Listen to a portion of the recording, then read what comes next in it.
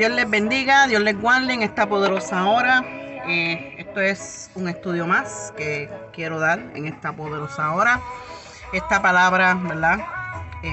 La recibí anoche mientras estaba en la iglesia. Y pues cuando llegué de la iglesia, ¿verdad? Me puse a escudriñar la palabra, me puse a leerla detalladamente y wow, es interesante. De verdad que me ministró mucho. Espero que sea de bendición y de edificación, ¿verdad? Para cada persona que pues me ve por estos medios, ¿verdad? Y que les sirva, ¿verdad? De support, como uno dice, ¿verdad? Para que se den cuenta de todo lo que Dios hizo por nosotros. Y para que nunca te olvides quién es tu creador. No te olvides quién es tu creador. Amén.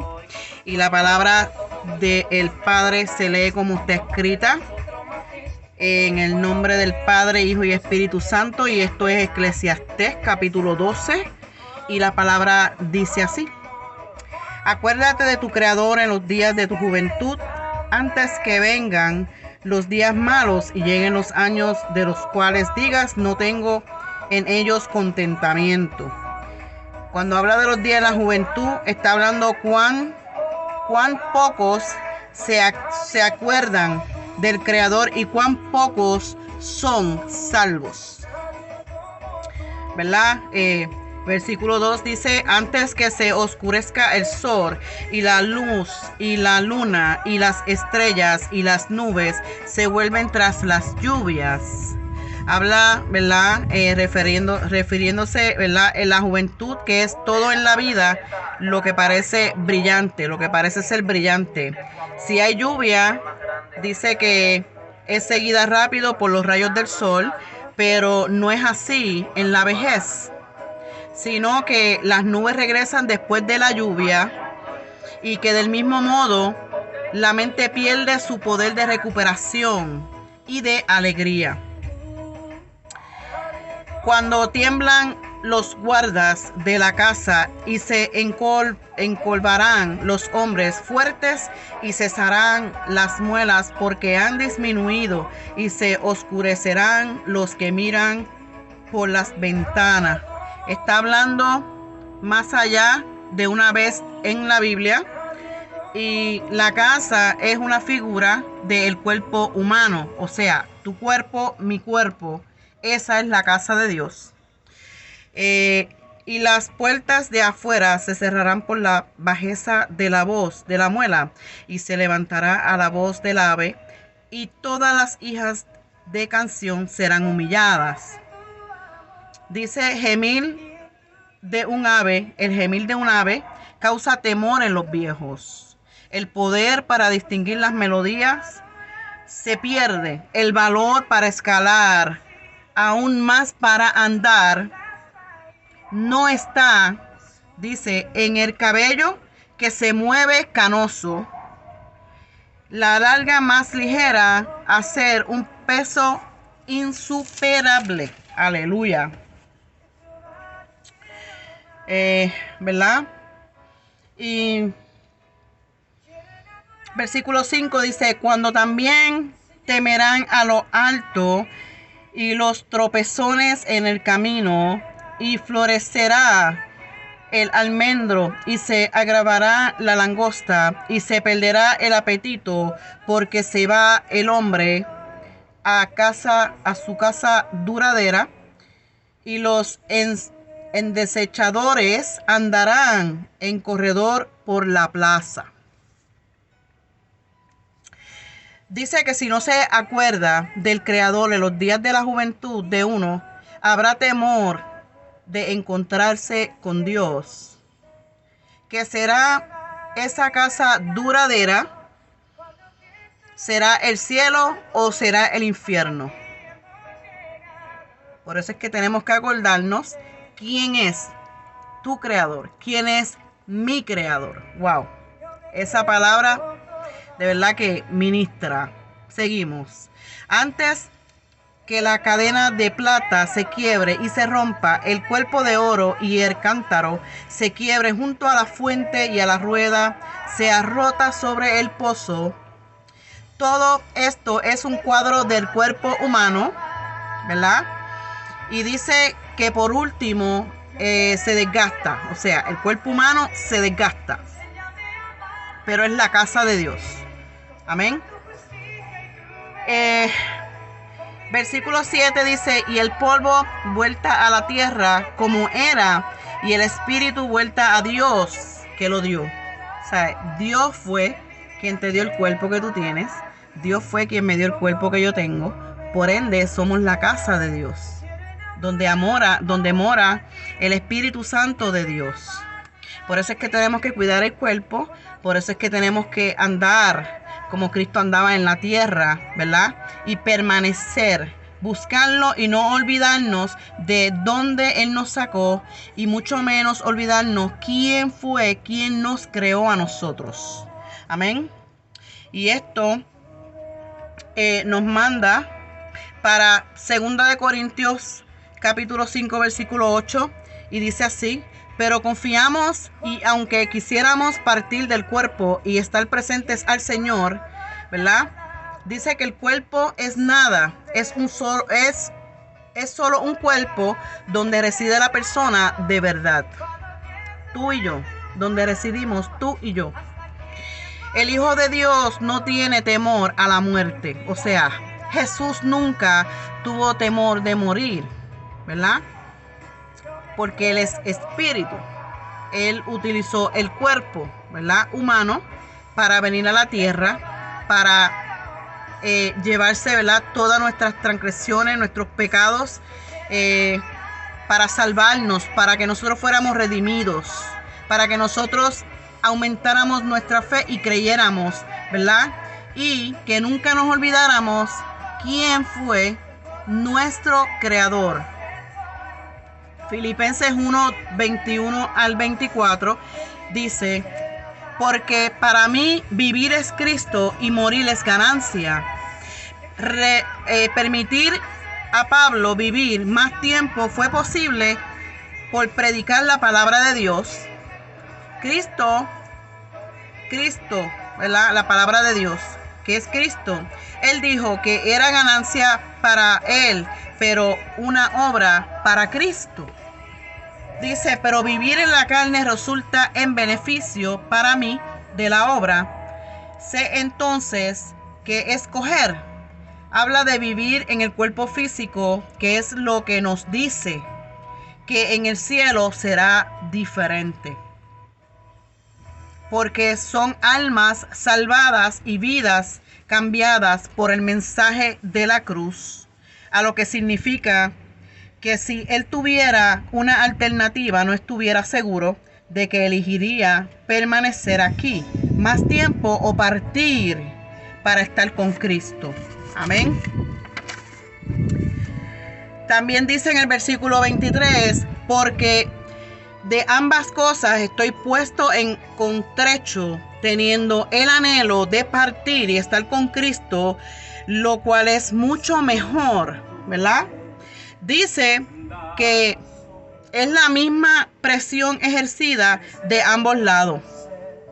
Habla de sus deseos personales y no necesariamente de lo que el Señor deseara, pero sin embargo, ya lo había alterado de su voluntad personal, lo que es ser envuelto en la voluntad de Dios. Y lo principal de todo es que Cristo, si alguien sacare otra conclusión, no captaría la idea completa. O sea, no captaría la idea completa de todo lo que Cristo hizo aquí en la tierra por nosotros, y nosotros no estuviéramos presentes ni supiéramos quién es nuestro creador.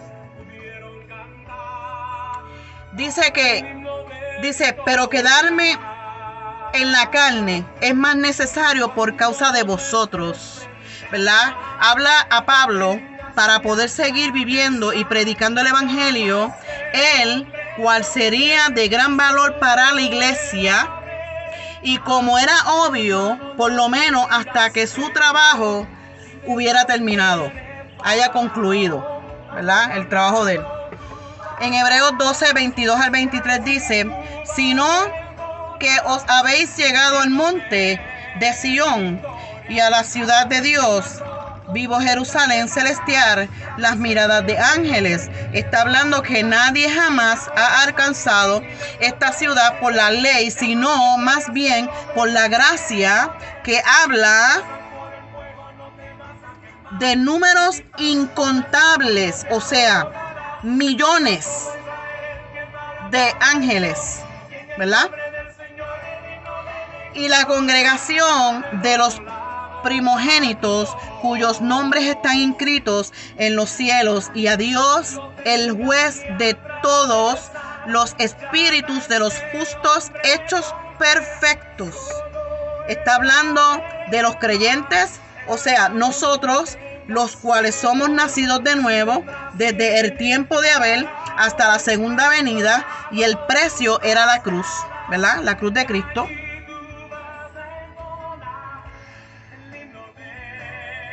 Dios ha juzgado a todos los primogénitos que están en la congregación como perfectamente la justificación de su visita. Está hablando de la justificación de la fe.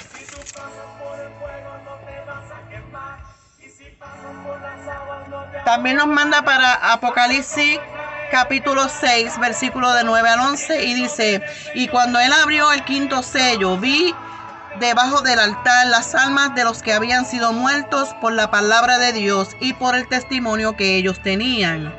Él está hablando de a Cristo, que no había ningún anuncio con respecto a abrir ese sello como lo había sido en otros, ¿verdad? Habla del altar del incienso en un estado intermedio, porque la resurrección ya había sucedido y todo lo que están en el cielo tienen cuerpos glorificados.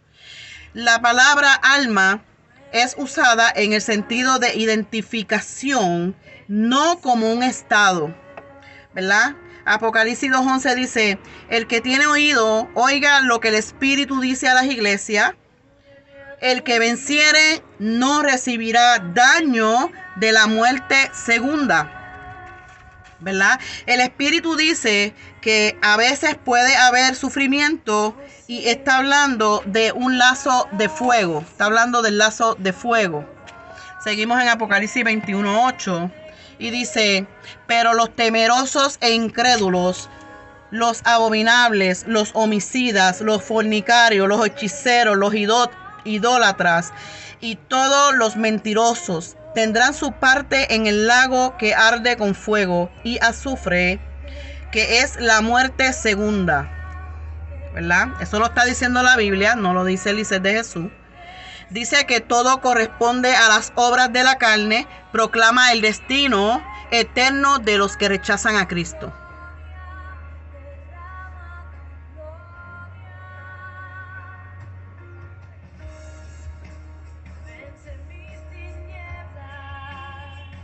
En Apocalipsis 9:11 dice, y ellos clamaban a alta voz diciendo, ¿hasta cuándo, Señor Santo y verdadero, no juzgues y vengas a nuestra sangre de los que moran en la tierra? Habla de las almas debajo del altar, el cual corresponde más a un clamor por venganza, más que todo es un clamor para que todo el episodio del pecado y la vergüenza se acaben. Es la culminación del clamor de las edades, y dice que es cierto que el Señor juzgará y el Señor vendrá, ¿verdad?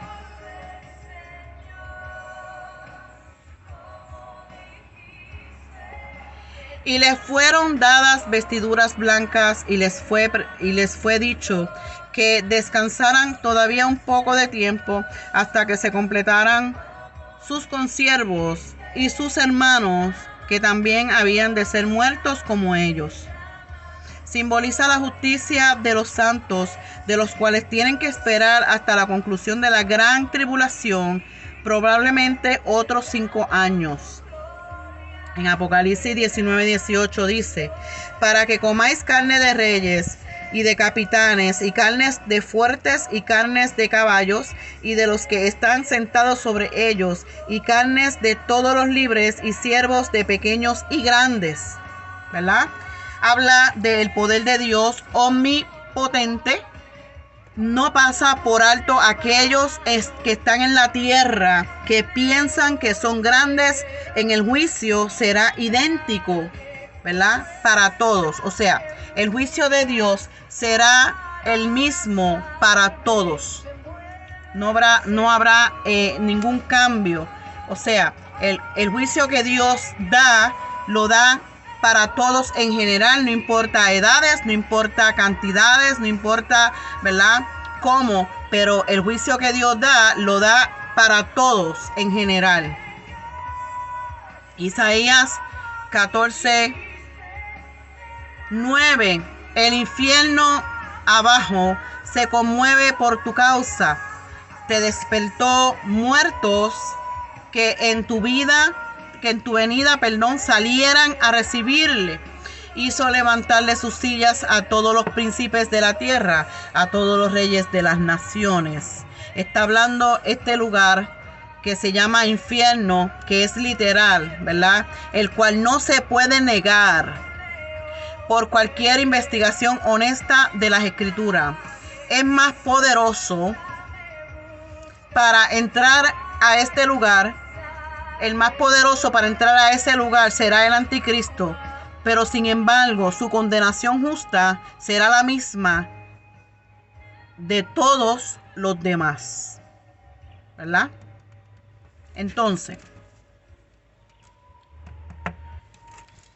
seguimos aquí. Dice que en el versículo número 8 de Eclesiastés, capítulo 12, dice: la vanidad de vanidades, dijo el predicador, todo es vanidad.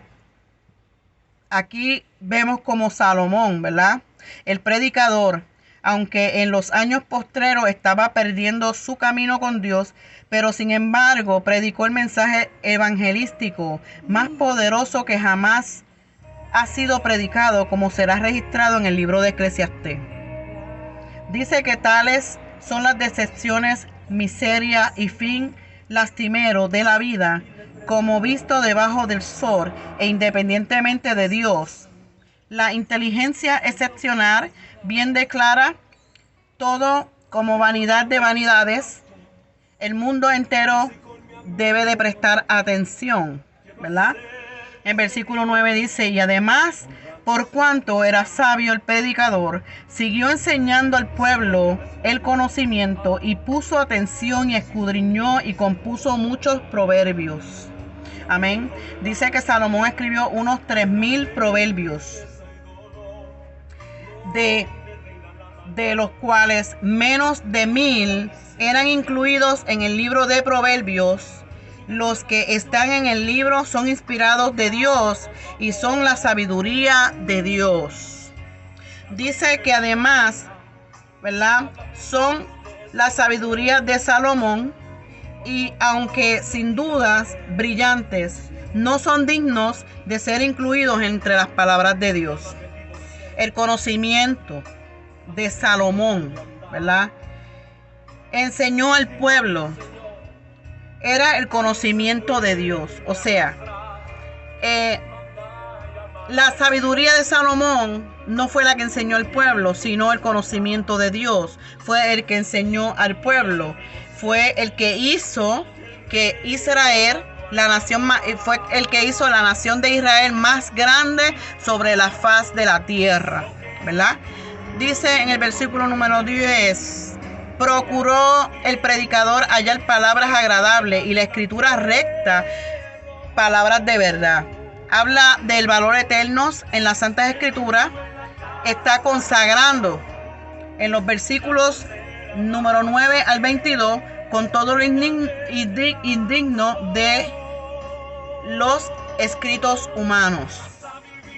Versículo 11 dice: las palabras de los sabios son como aguijones, y como esclavos hincados de los maestros de las congregaciones dadas por un pastor. Dice que estas son palabras en que uno puede depender.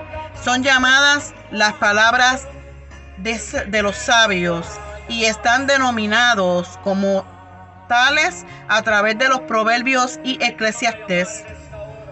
Dice que hoy estas palabras abarcan desde Génesis hasta Apocalipsis. Ellas comienzan con el principio de Dios. Ellas terminarán con las palabras: y la gracia de nuestro Señor Jesucristo sea con todos vosotros. Amén. Dice: ahora, hijo mío, a más de esto se ha avisado, no hay fin de hacer muchos libros y el mucho estudio, aflicción es de la carne. Está hablando de los escritos humanos, que aunque numerosos son, ¿verdad?, no conducen a ninguna parte y que solamente producen un fastidio. Dice que los escritos divinos conducen a Cristo y al cielo. Son palabras de deleite. Ellas dan refrigerio y no dan cansancio.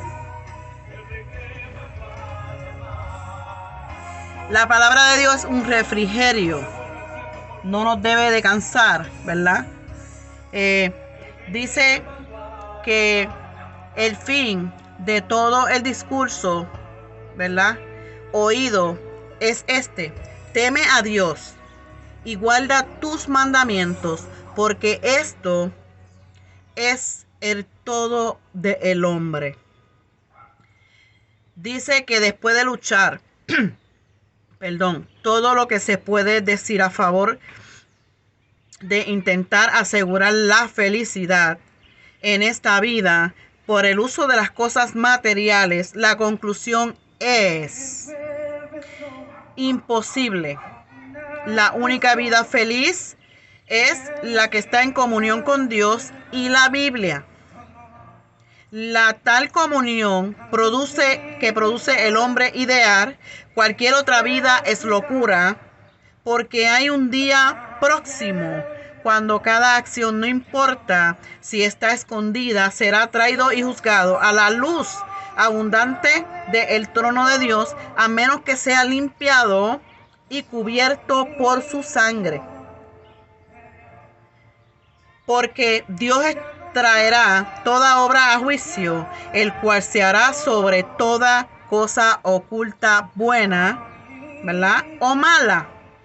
Entonces, el tema de este libro es la necedad, buscar felicidad y la realización debajo del sol, y que la posesión de la inteligencia excepcional solo hace más evidente la necesidad, la infidelidad de esta búsqueda, ¿verdad?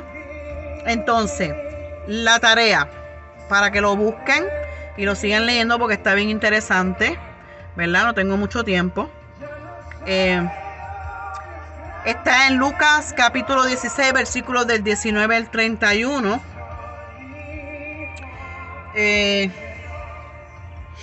Déjame ver si lo puedo leer rapidito. 16.